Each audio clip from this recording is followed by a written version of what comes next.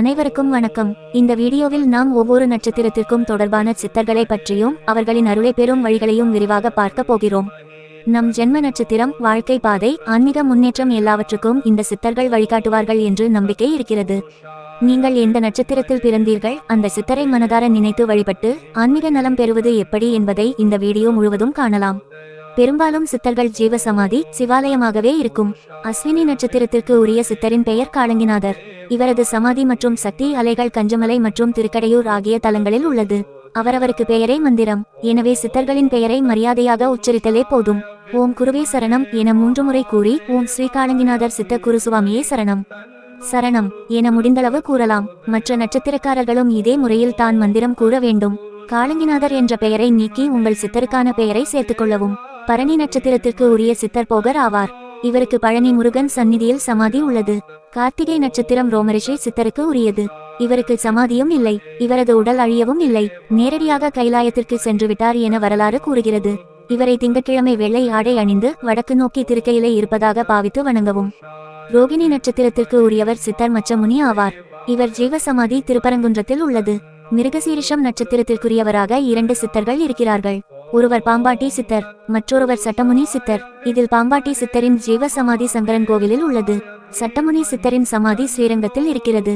திருவாதிரை நட்சத்திரம் சித்தர் இடைக்காடாருக்கு உரியது. இவரது ஜீவசமாதி நெருப்பு பிழம்பாக ஈசன் நின்ற திருவண்ணாமலையில் அமைந்துள்ளது. புனர்பூச நட்சத்திரத்திற்குரியவர் சித்தர் தன்வந்தரி ஆவார். இவர் வைத்தீஸ்வரன் கோவிலில் ஜீவசமாதி ஆனவர். பூசம் நட்சத்திரம் கமல முனி சித்தருக்கு உரியது. இவர் திருவாரூரில் ஜீவசமாதி அடைந்துள்ளார். ஆயில்யம் நட்சத்திரத்திற்கான சித்தர் அகத்தியர். இவரது ஒளிவட்டம் குற்றால பொதிகை மலையில் உள்ளது. சமாதி கேரள தலைநகரம் திருவனந்தபுரத்தில் இருக்கிறது. மகம் நட்சத்திரத்தில் அவதரித்தவர் சிவவாக்கிய சித்தர் ஆவார். இவரது ஜீவசமாதி கும்பகோணத்தில் உள்ளது.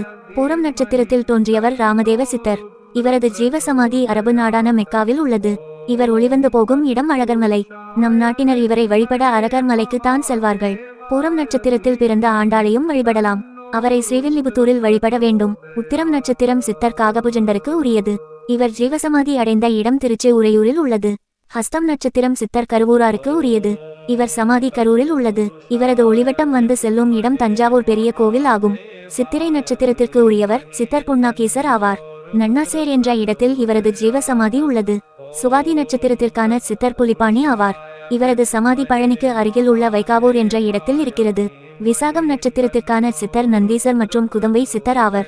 நந்தீசர் காசி நகரத்திலும் பனாரஸ், குதம்பை சித்தர் மாயவரத்திலும் ஜீவசமாதி அடைந்துள்ளனர். அனுஷம் நட்சத்திரம் சித்தர் வால்மீகிக்கு உரியது. இவருக்கு எட்டுக்குடியில் ஜீவசமாதி உள்ளது. கேட்டை நட்சத்திரம் பகவான் வியாசருக்கு உரியது. இவர் உடல் அழிவற்றது, எனவே காற்றோடு காற்றாக கலந்து இருப்பார்.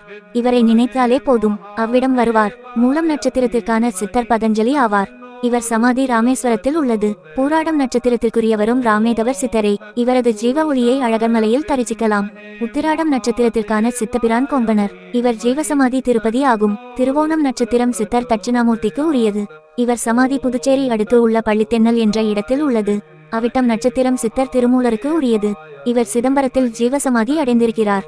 சதயம் நட்சத்திரத்திற்கு உரியவர் கவுபாலர். இவரின் சமாதி எங்கிருக்கிறது என்பதற்கான தெளிவான குறிப்புகள் இல்லை. எனினும் மன ஒழுக்கத்தோடு இவரை நினைத்தாலே தேடி வந்து அருள் புரிவார். பூரட்டாதி நட்சத்திரத்திற்கான சித்தர் ஜோதிமுனி ஆவார். இவர் ஜோதி வடிவிலே ஜீவனாக உள்ளவர். அதனால் இவருக்கு தீபம் ஏற்றி வழிபட்டால் அங்கு அருள் பாலிப்பார். உத்திரட்டாதி இந்த நட்சத்திரத்தில் பிறந்தவர் தமரகர் சித்தர் ஆவார். இவரும் நேரடியாக காற்றில் ஐக்கியமாகி கலந்துவிட்டார் என்று வரலாறு கூறுகிறது. இவர் சிவாலயத்தில் ஒலிக்கும் இசை வாத்தியங்களில் 7ஆம் ஓசையின் ஒலியாக வந்து இறைவனுக்கு இசை முழக்கத்தால் சேவை செய்வார் என குறிப்பிடுகிறார்கள். இவரை வீட்டிலேயே சிறு மணி ஓசையில் வரவழைத்து வணங்கலாம். ரேவதி நட்சத்திரத்திற்கான சித்தர் சுந்தரானந்தர் ஆவார். இவர் ஜீவசமாதி கோவில் மதுரையில் உள்ளது. மன தூய்மையும் உடல் தூய்மையும் கர்ம தூய்மையும் பாவமற்ற கர்மாவை தொடர்தல் தன்னிடையும் கொண்டு ஒற்றை தீபம் மட்டும் ஏற்றி மன ஒருநிலைப்பாட்டோடு உங்கள் சித்தரை வணங்கி வாருங்கள். நிச்சயம் அவர்கள் அருளை தர தவறமாட்டார்கள். எல்லாராலும் அந்தந்த சித்தரின் ஜீவசமாதி தலங்களுக்கு நேரில் சென்று தரிசிக்க முடியாமல் இருக்கலாம். தூரம், வேலை, குடும்ப சூழ்நிலை, பல காரணங்கள் இருக்கலாம்.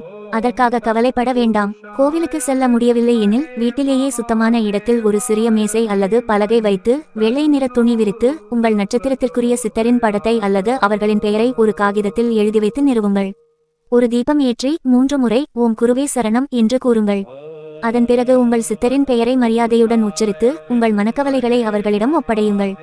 முடிந்தால் உங்கள் ஜென்ம நட்சத்திர நாளில் மாதந்தோறும் இவ்வாறு செய்யலாம். அந்த நாளில் சாத்தியமானவரை சைவ உணவு உட்கொண்டு அமைதியாக சில நிமிடங்கள் தியானம் செய்தால் இன்னும் சிறப்பு. முக்கியமானது மன தூய்மை. கோபம், தீய எண்ணம் இல்லாமல் நம்பிக்கையுடன் வேண்டுங்கள். சித்தர்கள் தூரத்தில் இல்லை, நம்ம நம்பிக்கையில்தான் இருக்கிறார்கள். இந்த தகவல் உங்களுக்கு பயனாக இருந்தால் பகிர்ந்து மற்றவர்களுக்கும் தெரியப்படுத்துங்கள். நன்றி.